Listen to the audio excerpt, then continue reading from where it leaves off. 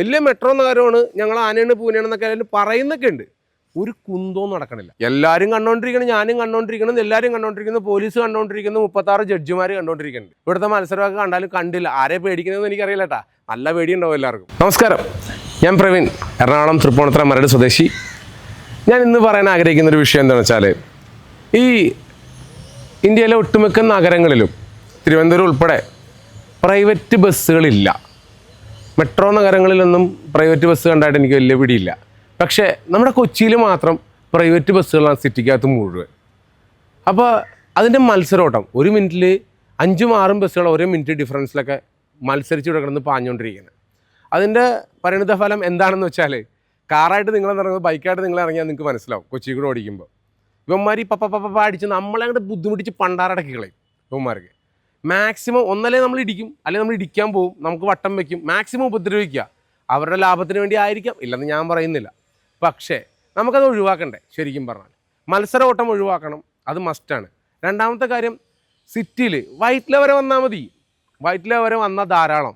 എല്ലാ ബസ്സും വൈറ്റില അവിടെ വലിയൊരു ഹബ്ബ് ഉണ്ടാക്കിയിട്ടുണ്ടല്ലോ, ഹബ്ബിലേക്ക് വരട്ടെ. ഹബ്ബിൽ നിന്നും ചെറിയ ഇലക്ട്രിക് ബസ്സുകൾ ഇഷ്ടം പോലെ ഉണ്ട്. അത് ഗവൺമെൻറ് ഏറ്റെടുത്ത്, എന്തുകൊണ്ട് ഗവൺമെൻറ്റിൻ്റെ മെട്രോ കോർപ്പറേഷൻ്റെ എന്തെങ്കിലും ഒരു ബസ് ചെറുത്, അധികം സീറ്റൊന്നും വേണ്ട, 30 സീറ്റ് ധാരാളമാണ്, 25 സീറ്റ് മതിയല്ലോ. ഈ സിറ്റി കൂടെ അത്രയും പൊല്യൂഷൻ കുറയും, അത്രയും തിരക്ക് കുറയും, സമാധാനമായിട്ട് മനുഷ്യന്മാർക്ക് സഞ്ചരിക്കാം, സമാധാനമായിട്ട് മറ്റ് വണ്ടികൾക്ക് പോകാം.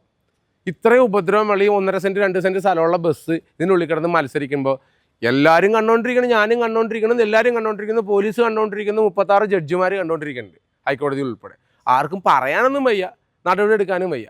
ഇവിടുത്തെ മത്സരമൊക്കെ കണ്ടാലും കണ്ടില്ല. ആരെ പേടിക്കുന്നതെന്ന് എനിക്കറിയില്ല കേട്ടാ, നല്ല പേടിയുണ്ടാവും എല്ലാവർക്കും. ആരെയാണെന്ന് എന്നോട് ചോദിക്കരുത്, കാരണം ബസ്സൊക്കെ പലരുടെയും വലിയ വലിയ ആൾക്കാരെന്നൊക്കെ പറയുന്നത്, അതൊന്നും എനിക്കറിയില്ല. പക്ഷേ നമുക്കത് വേണ്ട എന്ന് നമ്മളത് തീരുമാനിച്ചു നോക്കി.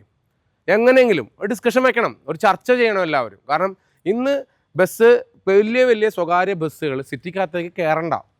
പകരം ചെറിയ ഒരു 10-25 പേർക്കുള്ള ചെറിയ ഇലക്ട്രിക് ബസ്സുകൾ, ചെറുത്, അത് സ്ലോലി കറക്റ്റായിട്ട് ഇങ്ങനെ പൊയ്ക്കൊണ്ടിരുന്നാൽ നമുക്ക് നമ്മുടെ കാര്യങ്ങളും നടക്കും, ഈ അപകടങ്ങളും കുറയും, ആൾക്കാർ ഭയമില്ലാതെ റോട്ടിൽ ഇറങ്ങാനും സാധിക്കും. ഒരു മാസം എത്ര സ്വകാര്യ ബസ്സുകളാണ് ഇവിടെ അപകടം സൃഷ്ടിക്കുന്നത് മത്സരോട്ടം കൊണ്ട്? ഒരു മാസം വെറുതെ ചിന്തിച്ചു നോക്കിയാൽ നിങ്ങൾക്ക് മനസ്സിലാവും, ഞാൻ പറയേണ്ട ആവശ്യമൊന്നുമില്ല. ഇത് വർഷങ്ങളായിട്ട് ഇത് സംഭവിച്ചിട്ടും ആരുടെയും കണ്ണ് തുറക്കുന്നില്ല. ആർക്കും കണ്ണ് തുറക്കാൻ വയ്യ, വായം തുറക്കില്ല, പേടിയാന്ന് തോന്നുന്നു, അറിയില്ല. അപ്പോൾ ആ സാധനം നമുക്ക് അവസാനിപ്പിക്കണം. അത് എല്ലാവരും ഒന്ന് ചർച്ച ചെയ്യും, തീർച്ചയായിട്ടും ചർച്ച ചെയ്തിട്ട്. ഇതുവരെ എന്താ പറയുക, മുംബൈയിലായിക്കോട്ടെ, ചെന്നൈയിലായിക്കോട്ടെ, ബാംഗ്ലൂരായിക്കോട്ടെ, എല്ലായിടത്തും മെട്രോ നഗരങ്ങളിൽ മുഴുവൻ സർക്കാർ സർവീസ് മാത്രമേ ഉള്ളൂ, ഒരു പ്രൈവറ്റ് സർവീസും അതിൻ്റെ ഉള്ളിലില്ല. നമുക്ക് മാത്രം, കൊച്ചിക്ക് മാത്രം പ്രൈവറ്റ് വണ്ടിയുടെ മത്സരോട്ടമാണ്. വലിയ മെട്രോ നഗരമാണ്, ഞങ്ങൾ ആനയാണ് പൂനെയാണെന്നൊക്കെ അതിൽ പറയുന്നൊക്കെ ഉണ്ട്. ഒരു കുന്തവും നടക്കണില്ല. അപ്പോൾ നമുക്കത് ഒന്ന് ഡിസ്കസ് ചെയ്യണം, പ്രാവർത്തികമാക്കണം. കൂടെ നിൽക്കുമോ? നിൽക്കില്ലേ? ഓക്കെ അല്ലേ?